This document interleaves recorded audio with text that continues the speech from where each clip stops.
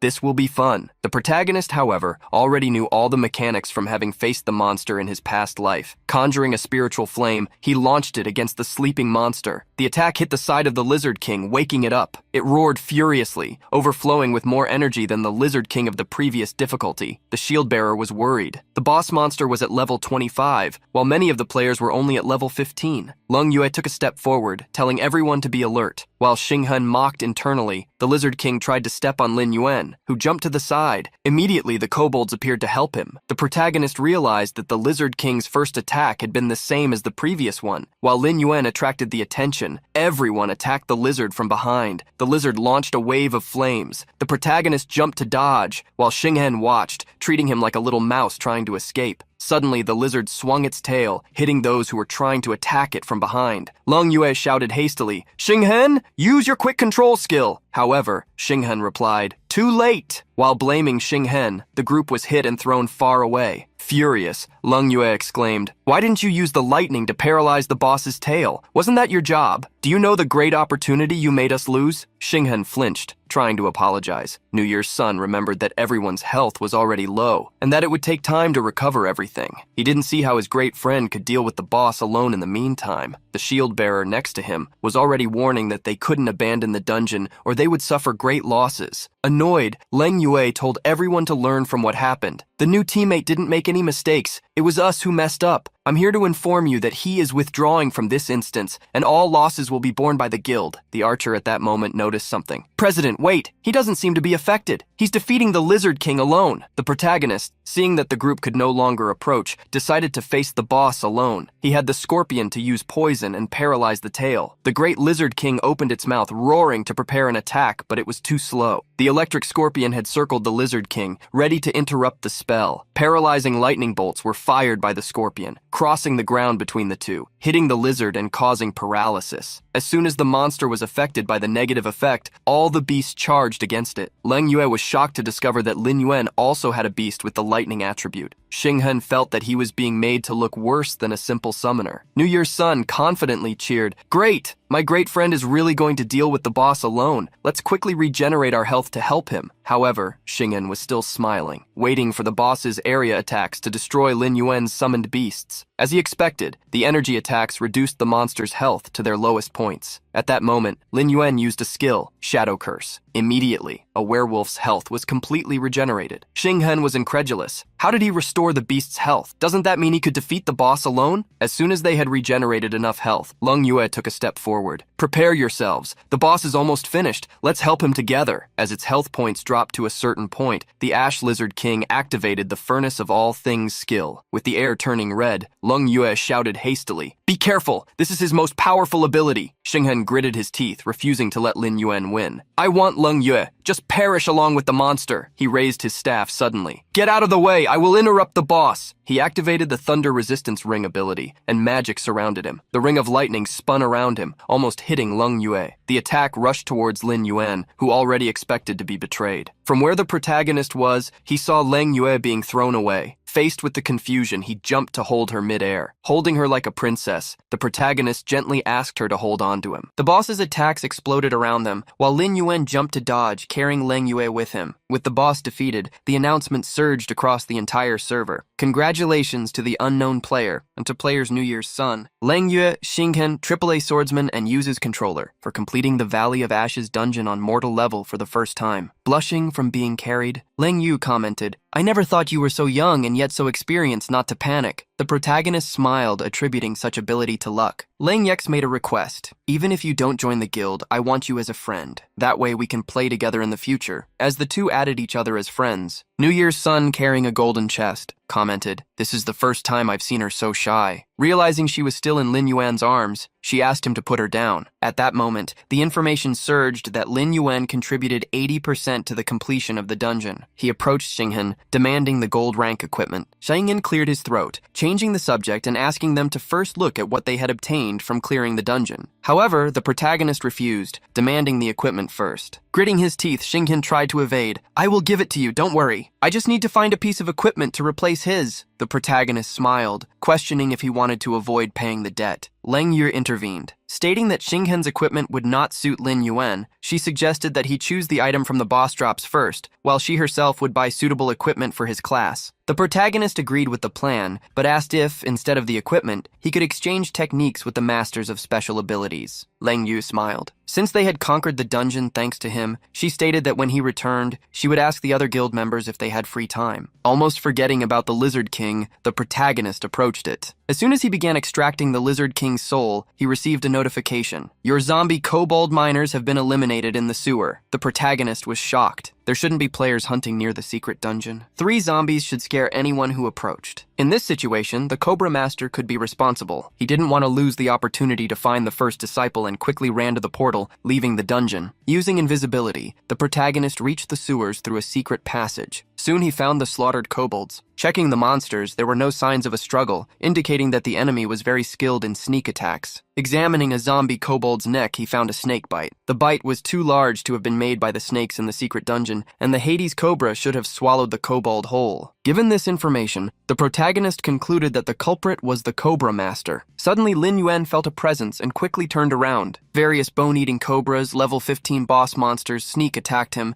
even though he was invisible. The snakes fell to the spot where he was previously, after he jumped to escape. Conjuring spiritual fire, the protagonist launched attacks, trying to discover the abilities of the still unknown snakes. As soon as he eliminated some, one last one with a more powerful appearance remained to face him. The cobra attacked, trying to bite Lin Yuan, but raising his sword, he blocked the bite.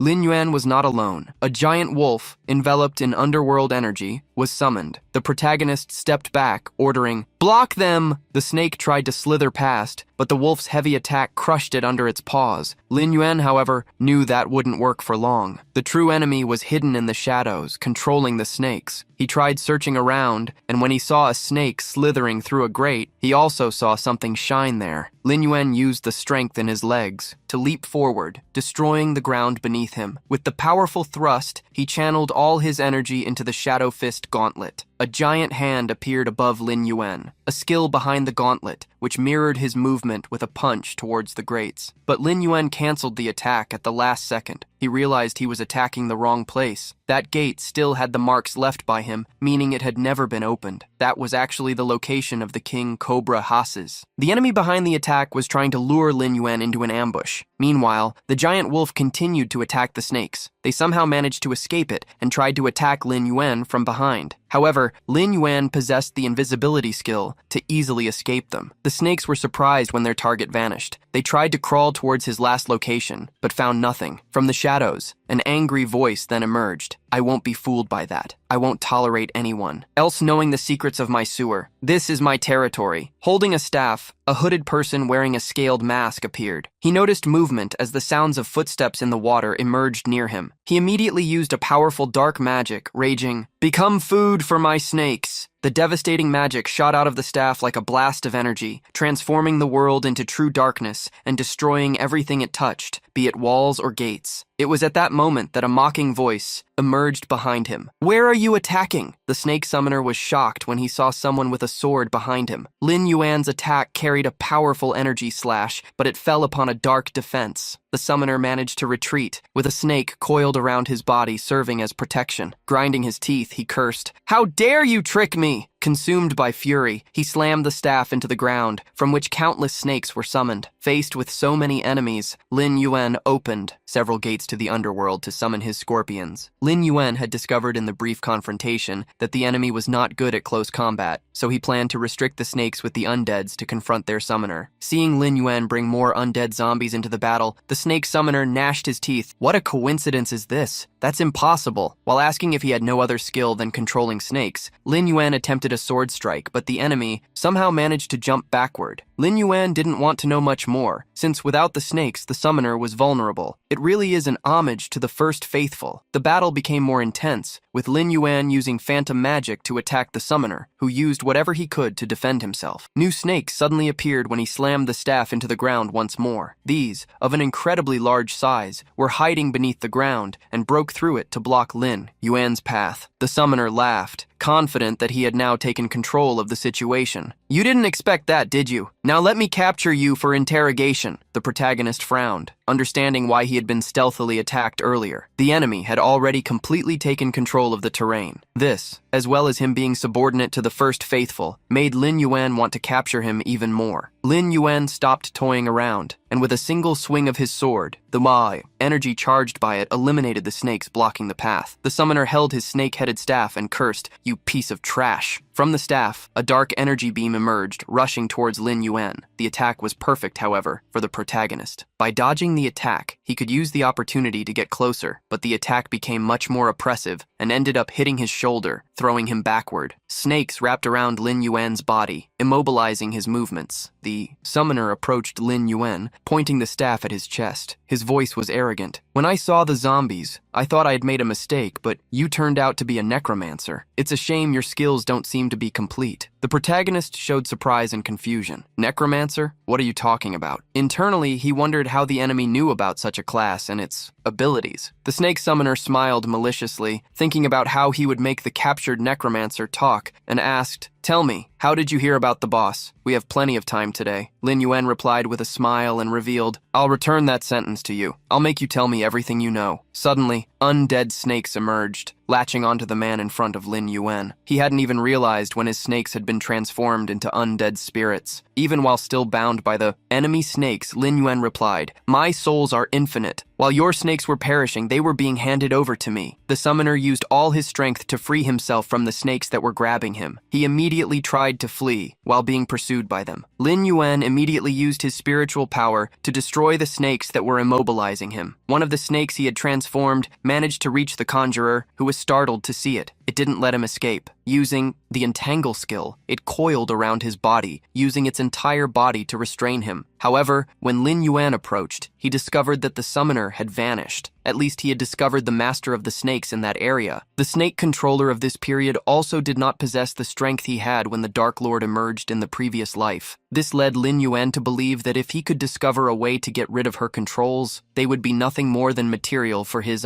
underworld gate. Unexpectedly, Lin Yuan noticed something. Amidst the crushed stones, something was shining. Picking up the item, Lin Yuan discovered it was a pocket watch. There was nothing on the dial, showing that it wasn't a piece of equipment. It seemed more like a keepsake. The enemy might be hiding in the Mirrorwater Moonflower Guild, so Lin Yuan immediately thought of contacting Leng Yue to check before he escaped. The protagonist sent a message to Leng Yue, stating he wanted to talk about what happened in the Ash Valley. It was already night when the two met in an area of medieval buildings. Leng Yue apologized for being late, as Lin Yuan was already waiting for her. She immediately placed a ring on the table, a gold rank item that she owed him. The ring, which had an eye inscription, was called the Ring of Concentration. It had a bonus of 20 spirit points as its main attribute. Among its skills, it had Quick Meditation, a skill that increased mana regeneration by 30% or 40% if the mana was below 1/4 of the total value. Lin Yuan analyzed the item, and recalling that the mana consumption of his body explosion was extremely high, he believed he could make good use of Leng Yue's sincerity in giving him such an item. Excitedly, Leng Yue revealed that there were also the items they had obtained in the dungeon. They had agreed that Lin Yuan could choose first. The first item he checked was the Shining Breastplate, the silver rank. Equipment had effects of increasing constitution, spirit, and strength, in addition to the Guardian skill, which reduced 10% of damage taken. Next came the Meteor Dagger, a short dagger that increased attack power, movement speed, and critical damage. Its skill, Starflower, increased damage dealt and attack speed by 7%. Finally, there was a level 1 skill scroll that increased proficiency by 100 points after use. Of all the items, Lin Yuan chose to take the scroll. At the same time, he already placed the Ring of Concentration in his backpack. Commenting on his location, Leng Yue ended up saying that she thought Lin Yuan didn't like public places, as he was always alone. The protagonist ended up revealing that he was leveling up in the sewers. That's where I found a master. The guild emblem he was using was very similar to yours. I would like to discuss some techniques with him, but would that be convenient? Surprised, Leng Yue said she would ask at the EUI guild. The protagonist then handed the watch to her. He dropped this. Does it remind you of anything? Does anyone in your guild carry something like this? Seeing the pocket watch, Leng Yue picked it up to check it. She also didn't think it was a piece of equipment, and was honest, stating it was her first time seeing it. Since she didn't know anything yet, Lin Yuan asked her to inquire about the sewer issue. Changing the subject, Lin Yuan asked something that intrigued him. If you take out a gold rank item to give to someone outside, won't your guild object? Leng Yue looked away, revealing the truth. Xingyan got quite irritated, but it was all his fault. Leng Yue seemed to have a distant look when she thought of something else. With a melancholic expression, she scratched the back of her neck, continuing, "You look so much like my brother that sometimes I can barely tell you apart. If he were alive, however, he should be the same age as you." Discovering why Leng Yue's actions were so strange when dealing with him, Lin Yuan offered his condolences to her. Placing the watch back on the table, she ended the subject. Showing a serious look, she declared, "If you believe me, try to prepare some anti-electricity potions. You will need them soon." Lin Yuan discovered from her tip that they already knew the next special dungeon had the electricity attribute. It was a shame, however, that the formula for the most powerful anti-electricity potion was in his hands. He had obtained it after completing the mission with Emor. After discussing all matters, Lin Yuan stood up after saying goodbye. Leng Yue, however, wanted to go with him. As the two walked together, they were actually being watched. Xingyan was around a corner, following them. He was so furious that he slammed his staff on the ground. "That bastard! Is he dating Leng Yue? Damn it, I want to finish him!" The noise Xingyan was making ended up attracting Leng Yue's attention, who approached when she saw him. "Xingyan? What a coincidence. Are you coming to the tavern, too?" Startled, Xingyan coughed, quickly creating an excuse. "I was just passing by here." He immediately turned to Lin Yuan, irritably shouting, "Leng Yue, what do you have to talk to him about? You better stay away." The protagonist ignored him, replying that he only wanted to talk to Leng Yue about her guild. Irritated, Xingyan remembered that Lin Yuan had said he wouldn't join the guild. "Why do you want to talk to our guild master about the guild? Is there some other purpose?" Seeing how Xingyan wouldn't leave him alone, Lin Yuan decided to provoke him. "Of course, the guild master Leng Yue is amazing at fencing. I'd like to learn a thing or two from her." This left Xingyan even more irritated, and he tried to warn Leng Yue to stay away from Lin Yuan so she wouldn't run into trouble. Leng Yue thanked him for his concern but retorted, "I don't need your permission to have a drink with someone, do I?" Xingyan quickly tried to correct his words, but was only ignored by Leng Yue, who walked past him, irritably commenting, "I only came here to save your equipment. You really disappointed me." Being completely ignored by Leng Yue, Xingyan clenched his hand tightly as he watched her leave with Lin Yuan. "It's all because of that bastard. When I'm done with him, Leng Yue will only have eyes for me like before." With the thought of attacking Lin Yuan, Xingyan started wandering around the city. He ended up arriving at a tavern where he found someone he could ask for help. "Help me deal with a person." The masked man didn't like Xingyan's haste. "Let me drink first." Xingyan immediately started opening his inventory. "I will give you double the reward if the mission is complete. You must eliminate him in the most miserable way possible." Seeing how much Xingyan was willing to spend, the man accepted the request and received a photo of the target. As he left, Xinghan instructed, remember to choose a place with many people. His gaze was that of a malicious lunatic as he ordered, make him suffer slowly in public. The man, who had the same pocket watch on his waist that Lin Yuan had found on the snake tamer, analyzed the protagonist's photo. Somehow he felt a sense of familiarity. The next day, the protagonist walked through the desert-surrounded city and met with an important person who analyzed the watch negatively. I've never seen this kind of pocket watch before. It looks like a common accessory, but you can try your luck with the Scorpion Tail Knights. Lin Yuan did not expect that even Doug, a game character who was extremely wise, wouldn't know the item. He still thanked him for the tip. Carrying a picnic basket, a young woman entered the room looking for Uncle Doug. How have you been lately? I brought some delicious food. Doug immediately thanked Edith for the visit. It was at this moment that Doug instructed Lin Yuan, if you want to get in touch with the Scorpion Tail Knights, you can ask Edith. She is Captain, Sid's daughter. The young woman, however, corrected him. I'm no longer treated as his daughter. I'm one of the Tails who earns a living through my own efforts. Lin Yuan could perceive from Edith's comment that there was some misunderstanding between her and her father, and he volunteered to help. Doug worriedly commented on how Edith's father must be regretful. Why are you two, father and daughter, so different? Please just listen to your uncle's advice. Edith ended up agreeing and,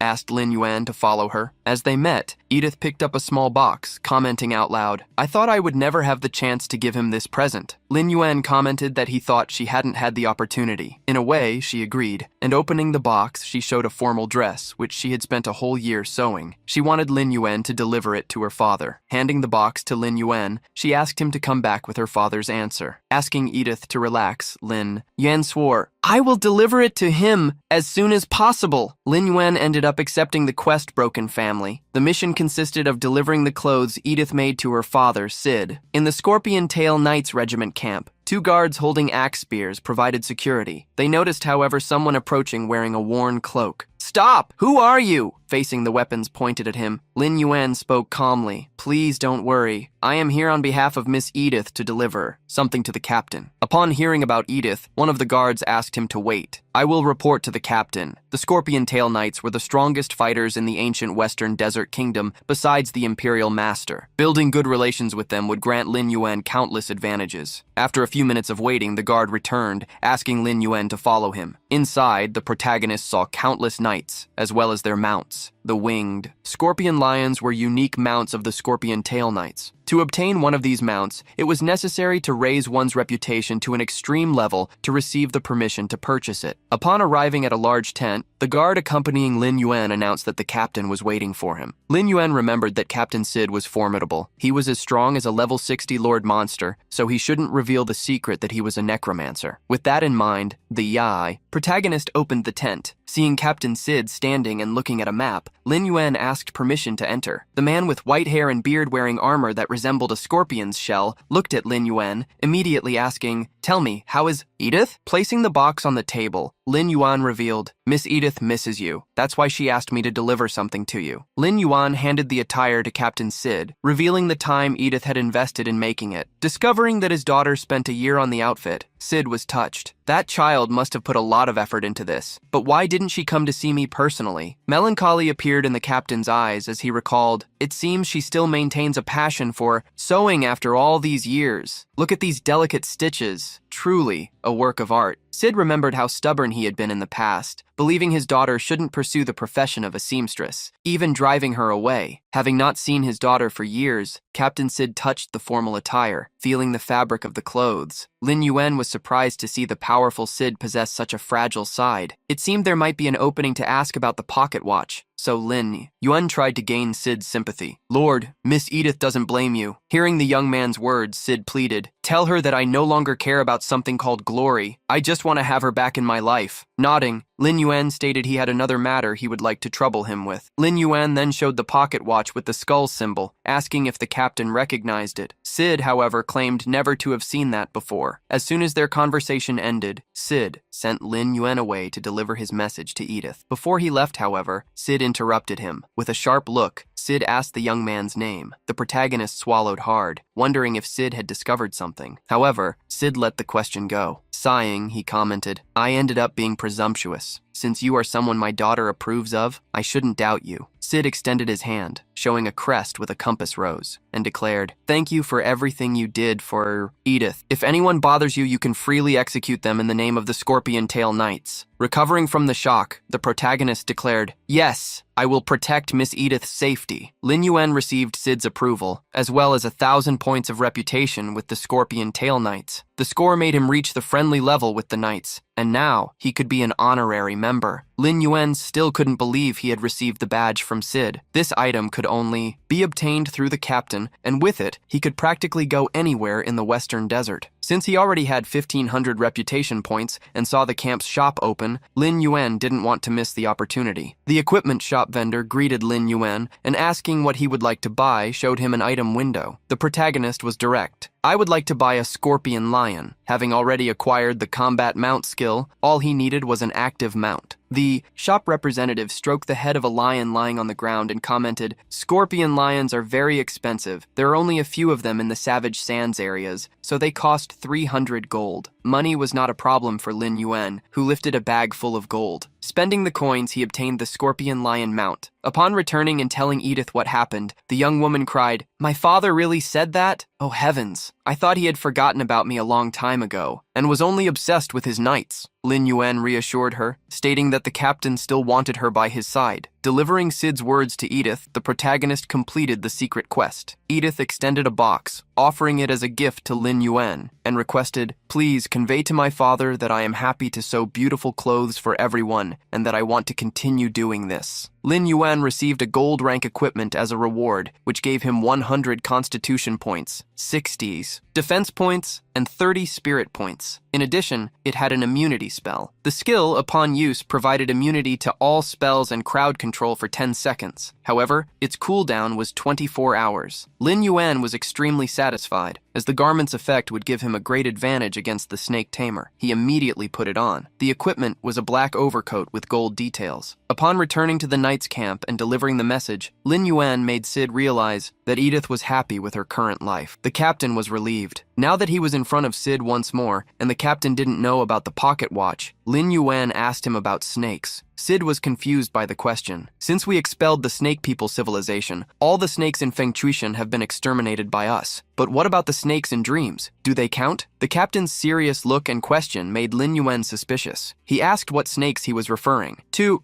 investigate the matter. The captain revealed that there was a legend about a giant snake, but things in dreams were ethereal and intangible, so he didn't know where to start. Since Lin Yuan was now an honorary member of the Scorpion Tail Knights and was interested in snakes, Sid decided to put him to work. Taking a sealed letter, he handed it to Lin Yuan, along with a mission. The protagonist wondered if the item was related to the Snake King Hazis. Snakes appearing in dreams was also a strange thing that made him wonder how they were related to tamed snakes. The letter Lin Yuan received granted access to the quest Duke Carlo's Nightmares. The mission level was unknown, and it ordered him to go to the Duke's house, find him, and discover clues in his mansion. Lin Yuan immediately left for the residence, as the quest would only last 48 hours. In front of him was a wooden gate with a large crest featuring a shield and 2 crossed swords above it. The place looked more like a fortress. However, the door suddenly opened, and a man seemed to be dragging someone. A woman was thrown onto the ground by someone shouting, "How dare you, you humble commoner! Try to challenge the Duke!" The butler straightened his sleeves and ordered the men who were with him, "Finish her off." The men attacked the defenseless woman on the ground, and one of them raised a clenched fist. But Lin Yuan stopped him from attacking, holding his wrist and commenting frankly, "So this is the Duke's house. It was truly an eye-opener for me." The man quickly stepped away from Lin Yuan, pointing at him. "How dare a cursed commoner interfere in the Duke's affairs?" The butler stepped forward, and with an arrogant smile, crossed his arms, clicking his tongue. "You want to be the hero saving the eye? Damsel on the street? Then this will be your end." The woman, despite being injured, tried to tell Lin Yuan to leave so as not to face the Duke's wrath. However, in the blink of an eye, he made the men who tried to attack him fly away and faced the butler with a sharp look. "This is really what I came looking for. Tell me, where is the Duke?" Startled, the butler tried to intimidate Lin Yuan. "Do you know who you are dealing with? This is Duke Carlo's territory." At that moment, someone appeared behind the butler, a fat man with red hair. He bellowed while looking at Lin Yuan. "Who is the damned commoner who dares to lay a hand on my people? Immediately notify the Scorpion Tail Knights. Make them throw this person in jail." With a sharp look, Lin Yuan raised the insignia gifted to him by Sid, stating, "I was sent here by the Scorpion Tail Knights. I am here because of your nightmares. Upon discovering that Lin Yuan was a knight, the Duke changed his attitude completely, with a foolish smile. He turned to the butler with an irritated look, however. Deal with those useless bastards, punish them for 3 days and 3 nights. With his foolish gaze, he apologized to Lin Yuan. What an ignorant idiot. He couldn't even tell the difference between a knight and a commoner. The Duke quickly approached Lin Yuan, declaring, "You finally arrived. If you can solve my problem, I will praise you to Sid." Several maids were cleaning the mansion. Many of them, though, had noticeable tired looks. Lin Yuan went to the Duke's office, who immediately stated, "In my dreams, a giant snake chases me, hissing, and even renowned priests couldn't find the source of such a thing. How absurd! I, a Duke, suffering such torments." Revealing that he had hired someone to paint the snake, the Duke showed an image to Lin Yuan. The protagonist immediately recognized the drawn snake. It was the Snake King Hazes. Without giving any information, the protagonist stated that he would need some time. While Lin Yuan and the Duke were talking, a maid with a tired look approached with a tray. Unexpectedly, the maid tripped on the carpet and spilled the water glasses onto the Duke. The Duke stood up, furiously ranting, "You damned commoner!" Enraged, the Duke struck the maid. Powerless to protect herself, she fell to the floor, placing her hand over her cheek, which was now red. The arrogant Duke continued to rage, his mouth as big as his belly. "You can't even handle simple things, you useless woman!" A heavy boot was raised to step on the maid, but at the last second, Lin Yuan moved, carrying the frightened woman in his arms. Placing the maid on the ground, Lin Yuan commented, "We are still discussing the commission. Isn't it inappropriate for you to do something like this?" The Duke quickly restrained himself. "I lost my composure because I was just trying to help them. If they can't even handle something small, how will they survive in the future?" The Duke stared at the frightened maid who was protecting herself beside Lin Yuan and stated, "When they had no home, I was the one who kindly accepted them, and they were so grateful to me." The Duke smiled maliciously, asking the maid named Anna if he wasn't right. Anna looked away, cautiously replying, "Yes, I am grateful to the Duke." However, fear could be seen in her eyes, as the words were not true. As soon as Anna was sent away, the Duke reiterated, "Unlike people like me who were born noble, this trash is not even worth a piece of moldy bread." Returning to his seat, the Duke continued, "Even the worst person has their use. They only exist to serve us, don't you agree, knight?" Lin Yuan remained silent in the face of the question. Since he wouldn't speak, the Duke ordered, "Butler, prepare a feast. Prepare a separate seat for this knight who holds no titles." Internally, the Duke rejoiced at the insult. If it weren't for me, he would probably never taste a Duke's cuisine in his whole life. Ha ha ha.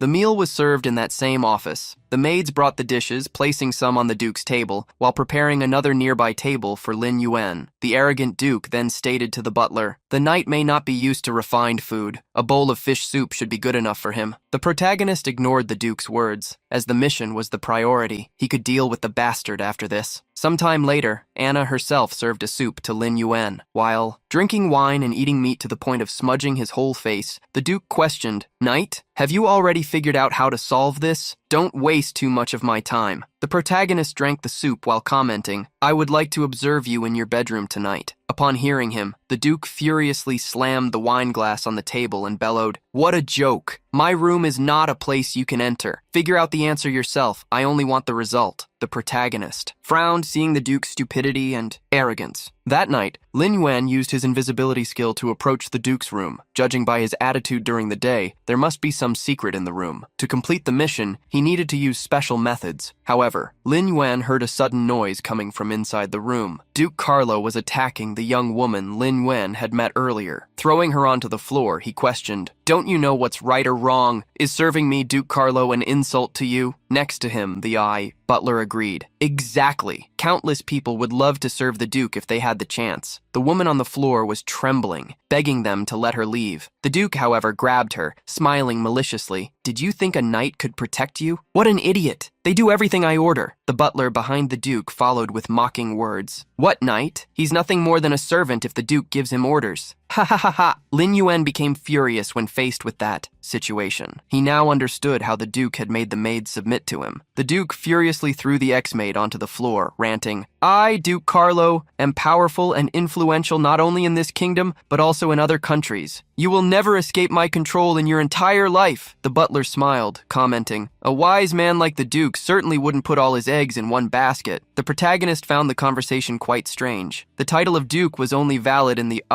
Desert Kingdom. There was no way he could receive special treatment in other countries officially. It was at that moment that the discovered information updated the quest. Formerly called Duke Carlo's Nightmare, the quest was renamed Capture the Traitor. The mission required him to capture and arrest the traitorous Duke and find evidence of his betrayals. As Lin Yuan had expected, there was something behind the Duke. He immediately used an item to send a capture request to the Scorpion Tail Knights. At that moment, the Duke started to feel sleepy, but suddenly opened his eyes, cursing, "That damn snake is keeping me awake again." He looked at the woman in front of him, declaring, "You won't get off lightly because of this either." It was at that moment that the door was opened. Lin Yuan entered the room, questioning, "Your Excellency, I think I heard a scream." He was trying to delay whatever was going to happen until the knights arrived. Upon seeing Lin Yuan, the Duke stood up, furious to the point of stuttering, You cursed knight! You disrespected me again! How dare you!" The butler quickly sided with the Duke. "Don't you know that invading the Duke's residence is a serious crime?" The protagonist approached the woman on the floor, asking, "You can go now. I need to speak with the Duke." With a gloomy look, the Duke tried to stop him. "Leave? Do you think you can spoil my fun? Does a mere knight really think he's something? Even a knight's insignia can't. Hide your mediocre appearance." The butler took advantage of the situation and instigated his boss. "Duke, we should punish him!" The Duke immediately pointed at Lin Yuan and shouted, "Get him! I want to see what happens to this cursed low blood." The butler smiled maliciously, already knowing what he had to do. He then shouted, "Guards! Someone is trying to attack the Duke." The guards outside were alerted and rushed into the room. The woman on the floor weakly asked Lin Yuan to run away. She didn't want anything to happen to him because of her. However, confidently, Lin Yuan stated that nothing would happen to him. Several guards stormed the room shouting, "Get him! Eliminate the intruder!" Lin Yuan drew his sword, preparing to attack. He held the maid with his other hand, advancing while brandishing the sword. The residence gate seemed quiet during the night, but soon a large explosion occurred, knocking it down. The protagonist had opened an escape route, saving the maid as well. However, the guards soon caught up with him. Being pursued, Lin Yuan continued to move away. There were many maids and servants there, so he could not cast necromancy or the body explosion skill. The maids watching Lin Yuan flee were surprised. Is that the person? Did he really want to deal with the Duke? While Lin Yuan was being pursued, Anna frowned but remained silent. As soon as he got far enough away, Lin Yuan brandished his sword, finishing off the Duke's knights who were pursuing him. Lin Yuan believed that all he needed to do now was to keep an eye on the Duke and the butler, and wait for the knights to arrive. However, suddenly, a magical current rose up to trap him. Upon seeing the skill, the protagonist immediately remembered the equipment that ignored control effects. Activating the magic belonging to the attire he was wearing, the control was broken, but the butler didn't know. The butler still held a staff, exuding confidence. "All you knights are the same. Aside from, brute force, you don't even have a brain." The butler continued with the magic, yelling,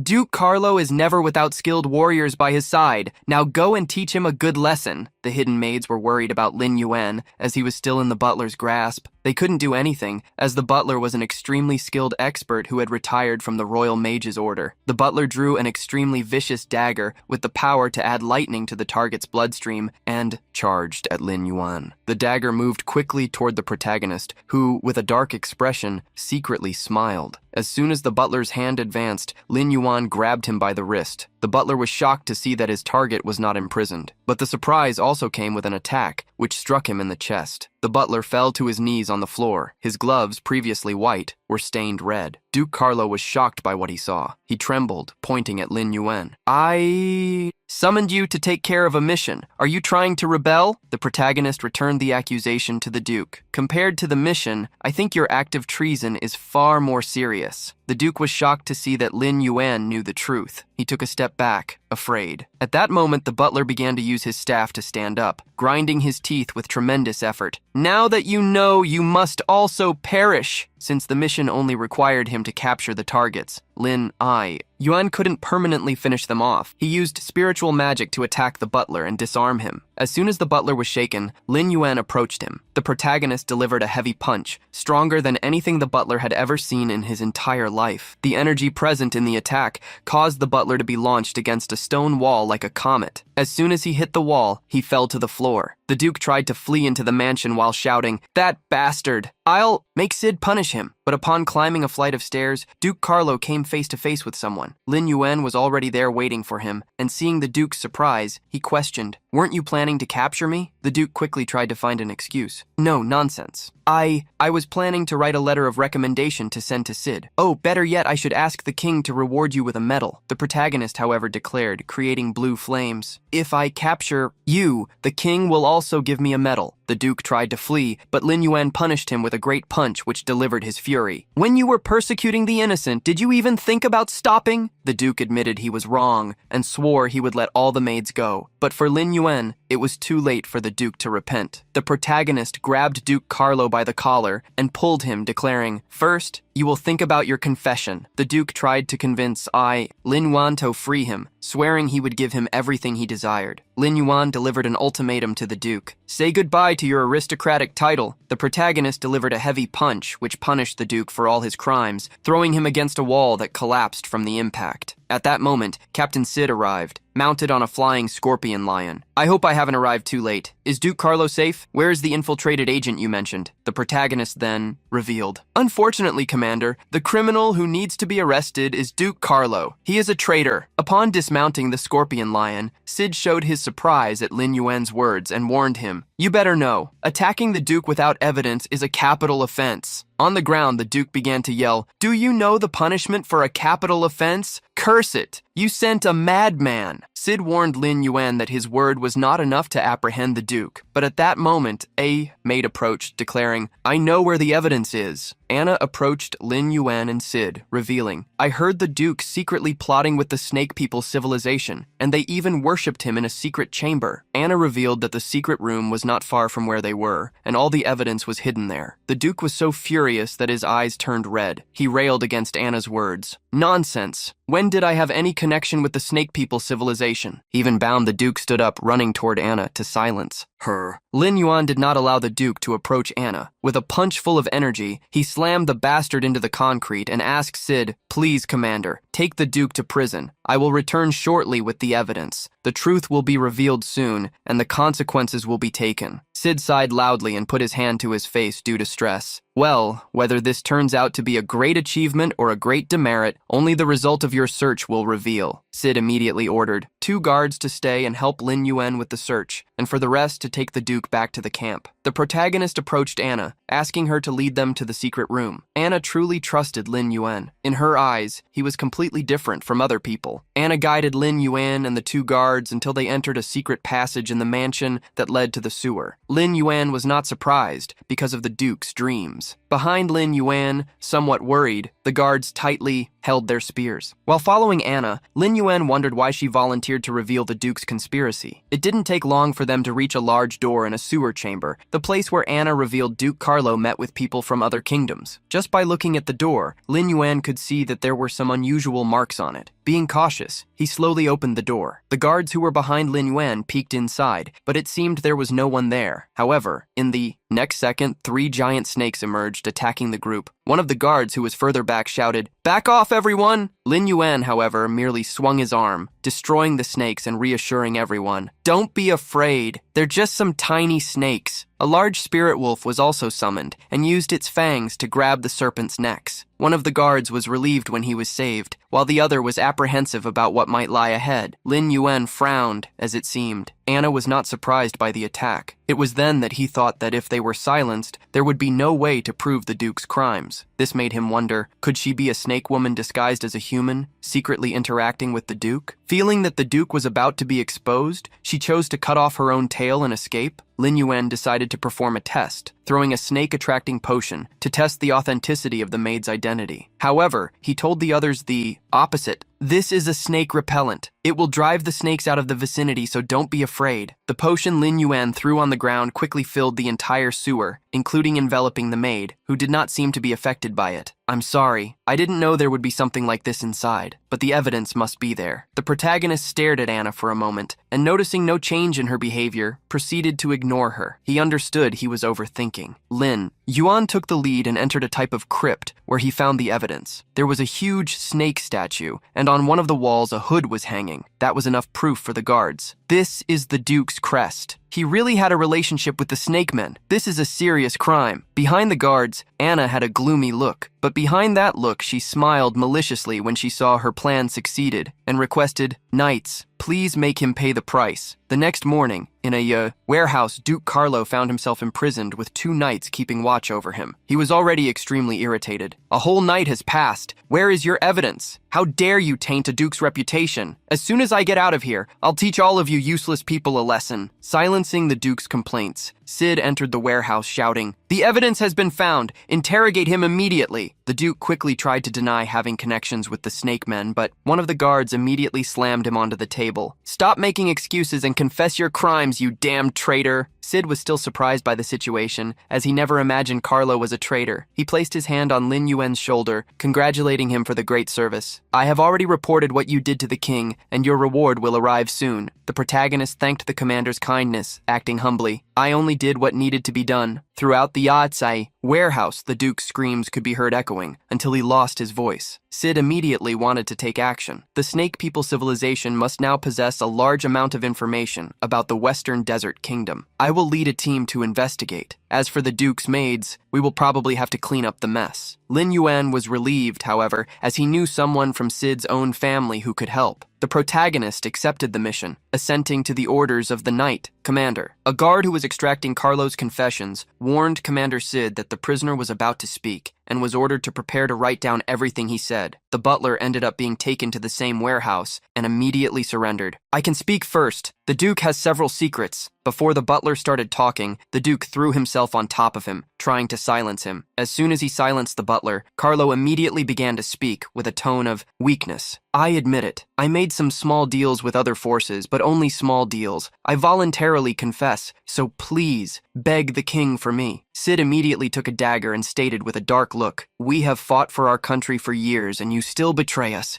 You are a cursed bastard." With Carlo's confession, Lin Yuan completed the mission to capture the traitor, gaining another 1,000 reputation points with the Scorpion Tail Knights. However, this left him confused, as there was nothing mentioning the giant snake, not even a single detail. He hadn't accepted this ending, and said goodbye to Sid. Now that he has been brought to justice, "I will take care of the maids." Sid gave him authorization to leave and declared, "I will stay here to make Carlo spit out every one of his secrets." As soon as Lin Yuan left the warehouse and closed the door, the commander turned to the Duke. Stabbing the wooden table, Sid startled the Duke and shouted, "Confess honestly, who is the Snake Men's secret agent?" The Duke, frightened, immediately revealed another matter. "Those who hired me were from the Southern Kingdom. There are no snake men." At that moment, Lin Yuan had already returned to the Duke's residence. He remembered that, in his past life, someone had posted on the forum that Duke Carlo's family possessed a shield that belonged to the king. It had excellent attributes and special abilities. He especially sought such an item among Carlo's treasures. However, upon seeing the shield box completely empty, he was surprised. Has it already been taken? Did someone else know about this? Equipment? Sometime later, Lin Yuan returned to the outside of the large residence and found a guard who showed all the maids gathered, but revealed one of the maids was not found. Curious, Lin Yuan asked who was missing and discovered that the fugitive was none other than Anna. For Lin Yuan, there were only 2 options. Either the maid had suffered retaliation from the snake men, or his previous suspicion was correct. No matter which of the 2 options was correct, however, he intended to find her. Knowing that Anna couldn't have just disappeared, he went back inside the mansion, heading towards the secret passage that led to the sewers, the most suspicious place of the Duke's affairs. Descending to the sewers through the hole in one of the rooms in the mansion, Lin Yuan remembered the feeling that something was missing before. There was no reason for the Duke to reveal his dream about snakes if he was related to the snake men. While Lin Yuan was walking through the sewers, a mocking voice arose. "You are so slow." Lin Yuan quickly hid, as the voice was not speaking to him, but to another person. Anna was walking towards the person who spoke to her, reassuring, "Why the rush? You are not the one wandering around the Duke's mansion, so of course you can come and go as you please." In front of Anna was a man with a hood and scale mask. With his arms crossed, he mocked, "Has Duke Carlo already been caught?" Lin Yuan recognized this man. He was the snake master he encountered earlier. Immediately, Lin Yuan activated his invisibility. He wondered why Anna was meeting with such a player when she was just a game character. The snake master smiled, clicking his tongue several times. As expected of you, Anna, you were born to be an actress. That idiot Duke must never have even imagined that the secret room was actually prepared by you. Putting aside her maid's clothes and wearing a battle uniform with purple lipstick, Anna mocked with her new intimidating air. They certainly would never even imagine. However, she remembered what had happened the night before and revealed, there is a knight who is different. For some reason, he started to suspect that I was connected to the snake men and even tried to test me using a snake attraction potion. It's time for you to start acting. The snake master, however, thought that everything had been resolved by Anna and asked curiously, what did such a person look like? Anna handed the man a composite